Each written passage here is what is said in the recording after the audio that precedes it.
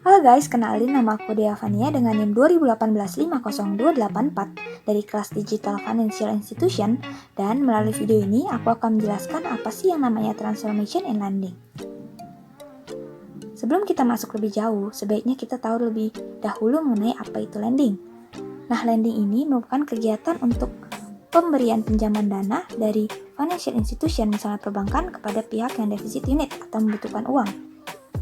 Nah, kira-kira dari mana sih uang yang dipinjamin sama financial institution itu? Uang yang dimiliki oleh financial institution itu berasal dari kegiatan funding, yaitu kegiatan penempatan dana yang dilakukan oleh pihak surplus unit, misalnya dengan menaruh tabungan atau deposito di bank. Lalu, uang tersebutlah yang akan dipinjamkan oleh financial institution kepada kita nih yang butuh dana atau pihak defisit unit, ya kan? Misalnya dengan pemberian KPR, atau misalnya pemberian pinjaman modal usaha, KTA, dan lain sebagainya. Nah, teman-teman tahu nggak sih, lending itu merupakan salah satu sumber pendapatan terbesar bagi financial institution atau perbankan di Indonesia loh. Nah, di era serba digital ini, di mana kita sudah memasuki era ekonomi 4.0 atau 4.0, dunia perbankan atau financial institution itu banyak terjadi yang namanya transformasi atau perubahan. Salah satunya khususnya di bidang lending ini, teman-teman. Terlihat dari apa sih? Terlihat dari adanya akses yang tidak terbatas pada lending atau kredit ini. Nah, seperti yang kita tahu, sekarang akses ke lending atau kredit ini sudah mudah loh teman-teman, dan bisa diakses oleh semua kalangan serta tidak terbatas. Nah, namun semua itu bukan serta-merta maksudnya pinjaman kredit itu menjadi lebih mudah, tidak. Tapi di samping itu maksudnya adalah kemudahan untuk mendapatkan akses atau informasi ke kredit atau lending tersebut, seperti itu.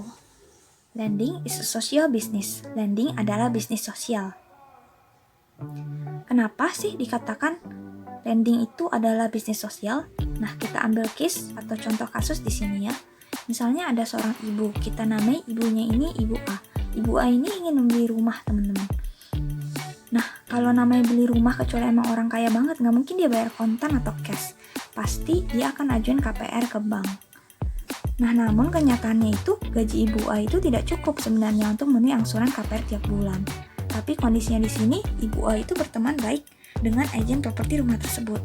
Maka yang terjadi adalah agen properti rumah tersebut bisa mengadakan yang namanya kong kali kong atau kerjasama dengan pihak bank untuk memberikan pinjaman kredit KPR kepada si Ibu A. Nah, maka di sini terlihat bahwa yang namanya lending itu bisa lo terpengaruhi dengan yang namanya kenalan atau orang yang kita kenal itu secara sosial. Maka di sini muncul istilah yang namanya lending is social business. Karena memang si agent propertinya itu kenal, kan gak enak sama Ibu A, masa temennya mau minjem duit gak dibantuin gitu kan ya. Terus bisa juga karena adanya simbiosis mutualisme atau saling menguntungkan. Nah, yang timbul di sini adalah akhirnya banyaknya terjadi kredit macet di bank. Ada lagi istilah credit worthy waitism. Di sini ada quotes yang sangat terkenal, disebutkan bahwa the ones that have credit do not ask for credit. Apa sih maksudnya? Ya, orang yang mampu atau reputasinya bagus itu justru mereka yang nggak butuh untuk mengajukan yang namanya kredit itu.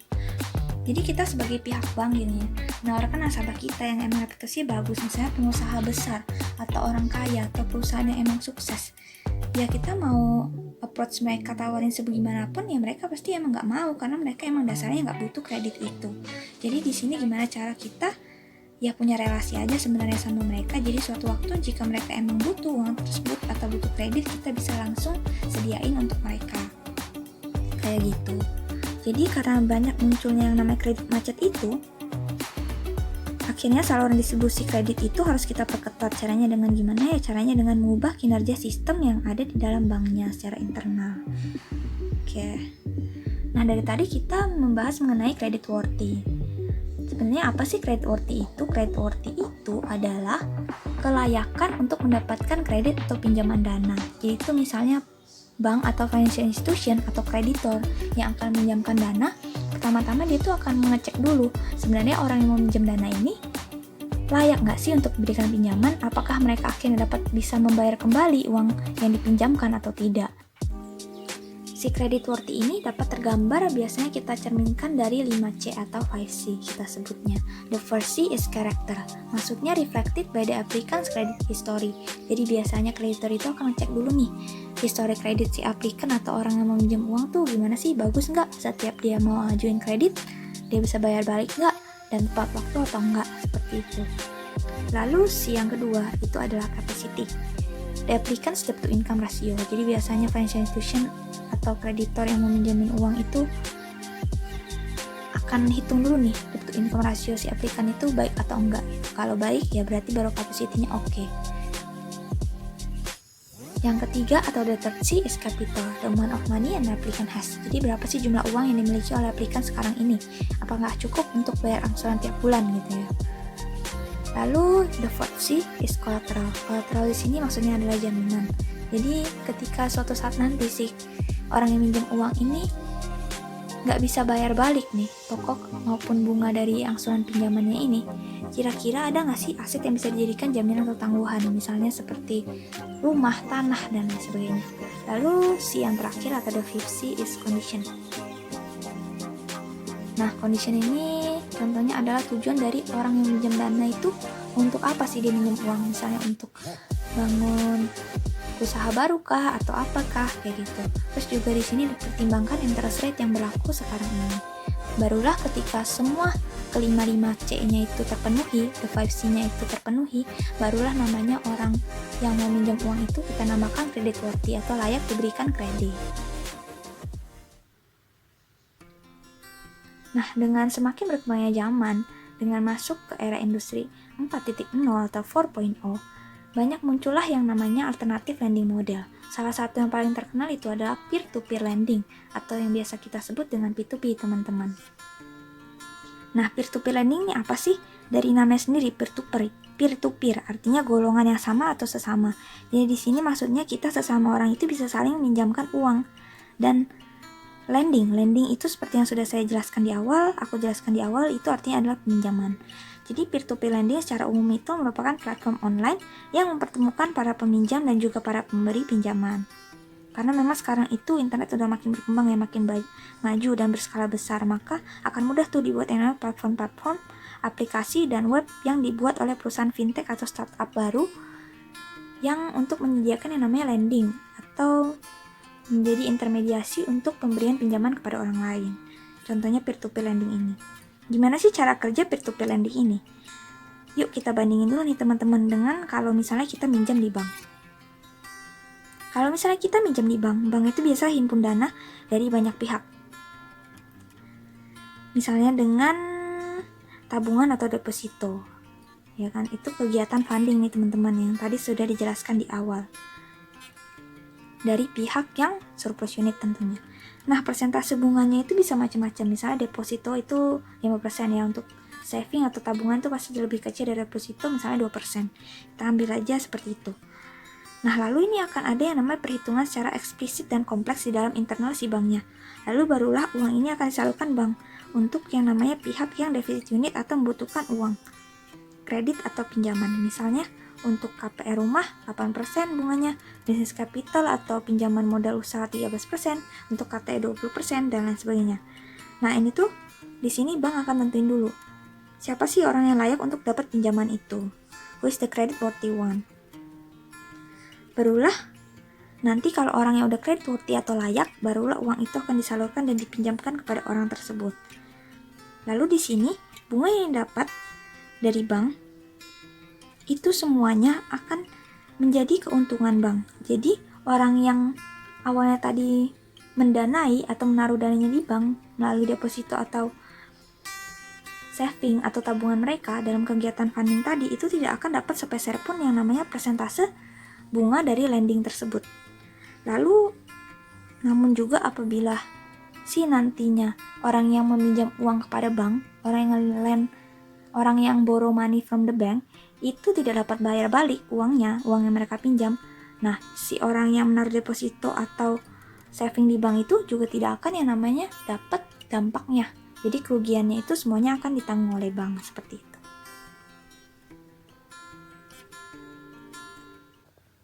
Nah, sekarang ayo kita bandingin dengan cara kerja yang namanya peer-to-peer lending. Nah, di peer-to-peer lending ini pasti ada yang namanya platform P2P ini yang akan menjadi perantara orang yang membutuhkan uang dan orang yang memiliki uang. Nah, biasa si peminjam ini atau orang yang butuh uang itu akan mendaftar ke platform ini. Misalnya aku butuh uang nih 100 juta.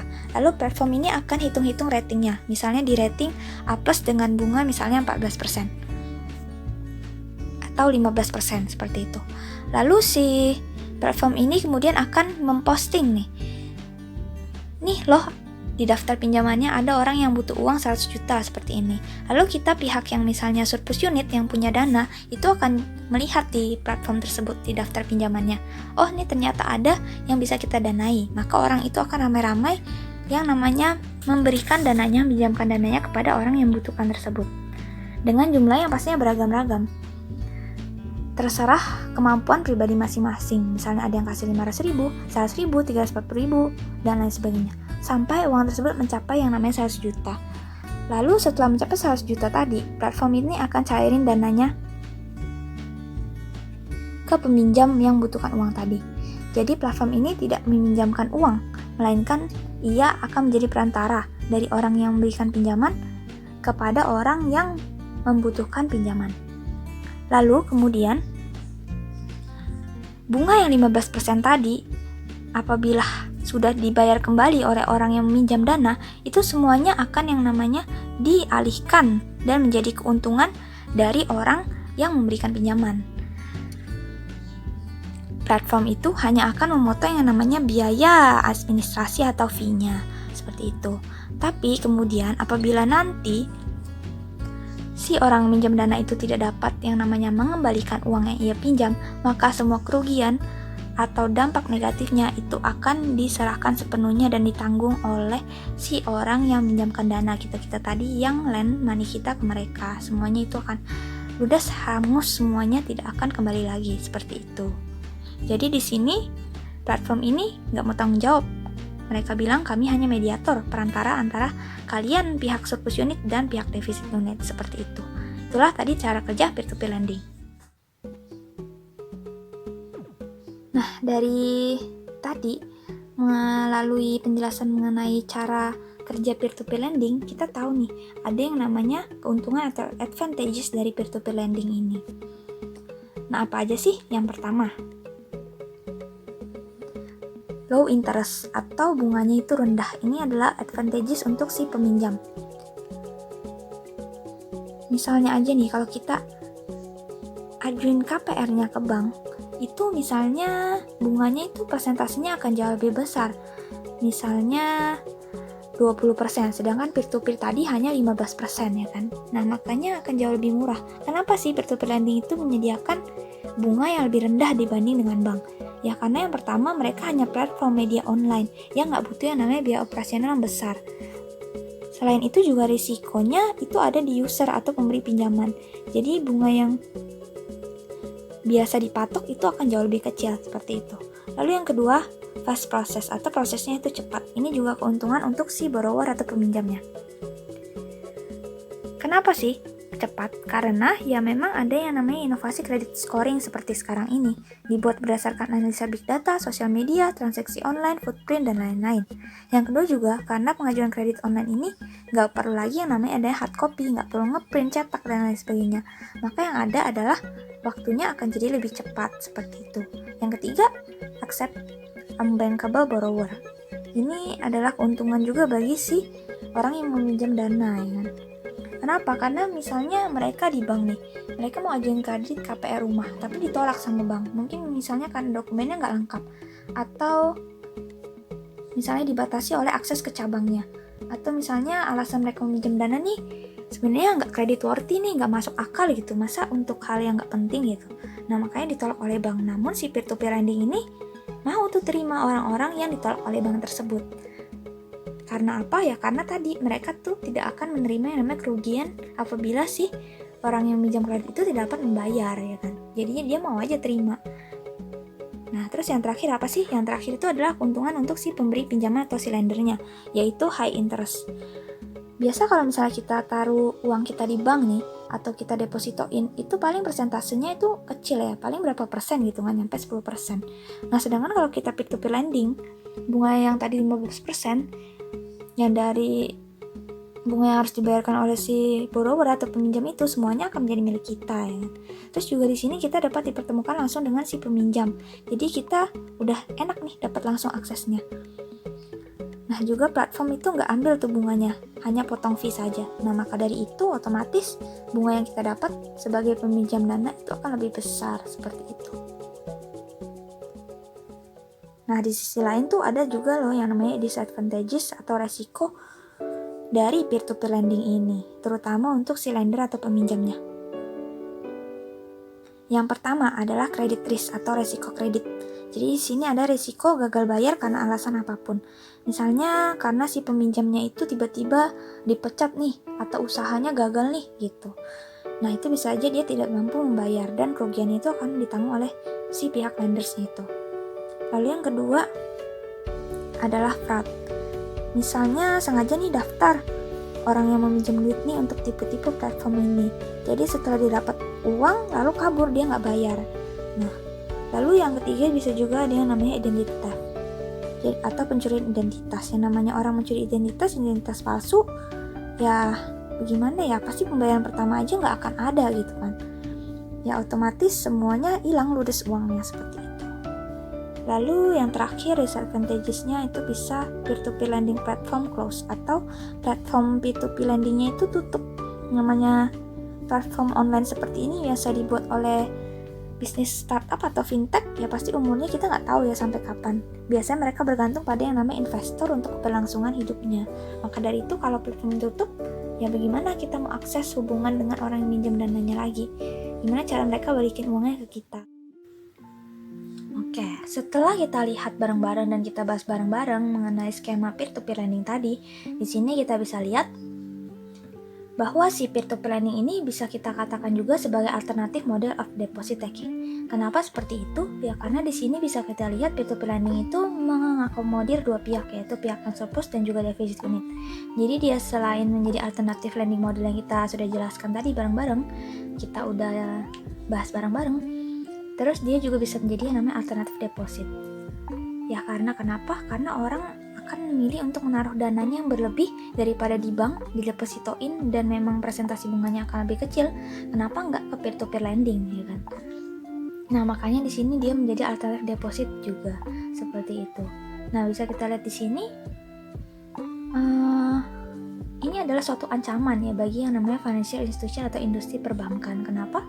Karena dasar fungsi dari industri perbankan atau financial institution itu memang dasarnya adalah untuk kegiatan funding dan juga lending. Namun apabila kedua aktivitas ini sudah dapat diakomodir oleh si peer-to-peer lending itu, nah maka jika apabila bank ini tidak melakukan perubahan sistem untuk lebih maju ke depannya dengan lebih baik, maka ini akan tergerus dan nanti akan tergantikan oleh alternatif model yang ada dan baru seperti peer-to-peer lending ini, seperti itu.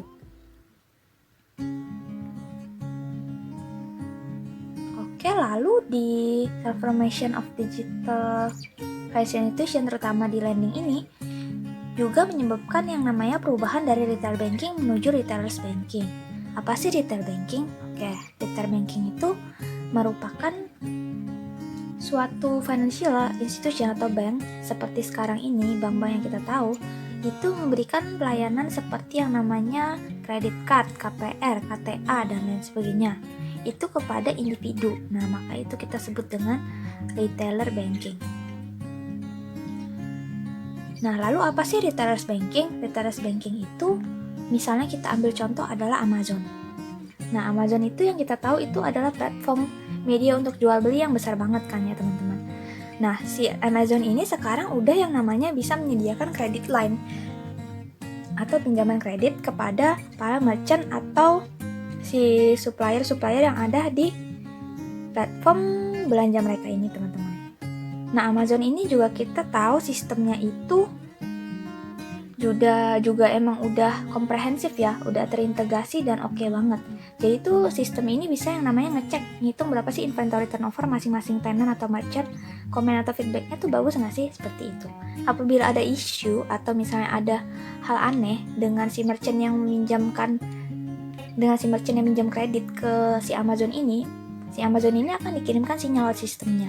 Dan Amazon tuh jadi tahu ada masalah dengan orang yang minjem kredit ke mereka. Lalu mereka pasti akan tanya dan selidiki lebih lanjut, kira-kira ada apa sih dengan si orang yang minjem kredit ke mereka ini. Jika memang ternyata mereka ada masalah dan tidak bisa membayar angsuran kreditnya, si Amazon ini langsung tahu dan mereka akan meng-cut dulu, stop dulu, kamu nggak boleh jualan dulu di platform kami, sampai nanti akhirnya si merchant yang minjam uang ini bisa ngembalikin uangnya, angsuran beserta bunganya, lalu boleh ia berjualan lagi di platform Amazon ini. Nah, dari sini kita lihat si Amazon ini posisinya udah menjadi bank, ya kan, hampir sama seperti bank karena ia bisa memberikan yang namanya kredit itu kepada merchant-merchantnya. Maka dari situ, di sini Amazon kita sebut dengan yang namanya retailers banking. Nah, jangan sampai retailers banking ini juga dapat yang namanya menggerus atau bahkan menggantikan yang namanya retail banking atau industri perbankan yang ada sekarang ini, financial institution, bank-bank yang ada. Karena memang si retailers banking ini akan lebih mudah menjalankan operasinya karena mereka juga menjalankan operasinya secara individu masing-masing sendiri dan juga tidak terikat yang namanya aturan-aturan seperti di dalam OJK. Next nih guys, ada istilah yang namanya buying and selling money like a brain. Jadi kalau brain atau otak itu kan kita bayangannya dia yang mengakomodir, mengontrol seluruh kinerja atau pergerakan tubuh kita, ya kan. Jadi di sini diharapkan financial institution ini juga seperti brain atau otak kita, di mana kedepannya dia dapat mengakomodasi atau mencakup seluruh kegiatan perbankan. Jadi tadi kayak peer-to-peer itu misalnya ada lending dan funding, tapi mungkin kedepannya industri perbankan ini diharapkan tidak hanya lending dan funding lagi, tapi bisa mengoffer atau memberikan pelayanan yang lebih banyak lagi, misalnya dengan fitur-fitur atau produk-produk dalam platformnya ke berbagai karakteristik orang-orang yang bermacam-macam. Di sini ada 4 pilar atau 4 pilar di mana diharapkan financial institution itu akan menjadi seperti ini ke depannya. Yang pertama diharapkan, atau the first pillar, itu diharapkan dapat yang namanya mengakumulasi dan menganalisis data that never happened before for marketing strategies. Jadi data-data yang ada seperti sekarang ini, yang belum terjamah sebelumnya itu, diharapkan dapat digunakan menjadi sumber dan kemudian diolah sehingga dapat digunakan untuk marketing strategi atau strategi marketing atau pemasaran si financial institution tadi. Yang kedua, second pillar, diharapkan juga dapat yang namanya mengakumulasi dan menganalisis risiko kuantitatif dan juga dilakukan untuk yang namanya selection atau pemilihan. Jadi data-data yang ada itu diharapkan dikumpulkan untuk digunakan untuk menganalisis risiko-risiko yang ada, juga untuk memilih si klien-klien yang bagus dan baik untuk diberikan kredit itu seperti apa. Misalnya kayak gitu. Lalu the third pillar itu ini lebih tricky. Kenapa? Karena mengikut sertakan adanya perpindahan dari tradisional ke modern, dari yang low value added menjadi lebih banyak nilai tambah. Selain kita bisa deliver sesuatu yang berbeda, di sini diharapkan si perbankan ini juga bisa memberikan manfaat atau potensi-potensi yang belum terjamah sebelumnya. Nah, ini akan menjadi suatu value added atau nilai tambah bagi si financial institution atau si platform itu. Oke. Lalu dengan adanya terobosan-terobosan di bidang lending ini, kita bisa merasakan semakin bergerak dinamis nih si perkembangan financial institutionnya ini. Jadi bukan cuma menunggu lagi, kayak misalnya sekarang Tuan B itu membutuhkan uang, ia mengajukan pinjaman kreditnya ini ke bank, tapi ternyata banknya nggak terima, atau dia ajuin ke platform tapi platformnya nggak balas-balas atau lama balasnya. Nah, itu bisa jadi fail atau gagal. Belum lagi ditambah misalnya udah di accept nih sama platformnya, ternyata kekumpul uangnya cuma setengah, misalnya butuh 50 juta cuma 25 juta, kan itu juga bakal fail atau gagal. Nah, karena di sini posisinya si platform P2P lending ini cuma mewadahi aja ada orang yang butuh uang dan orang yang punya uang, lalu kemudian disalurkan menjadi intermediaris atau perantara, namun kedepannya diharapkan dapat bisa di-match. Misalnya kalau si Tuan B tadi membutuhkan uang untuk bangun bengkel, dia bisa lebih diarahkan oleh si financial institution atau platform P2P-nya itu diketemukan dengan asosiasi yang khusus dengan ahli otomotif. Jadinya si pihak yang akan meminjamkan uang atau surplus unit itu, si ahli-ahli otomotif itu akan lebih tahu karakteristik, profil atau apa saja sih yang dibutuhkan oleh si Tuan B itu. Maka di sini akan lebih bersinergi. Jadi risk and return dari kegiatan lending ini akan semakin maksimal, baik dari pihak surplus unit maupun defisit unit, seperti itu.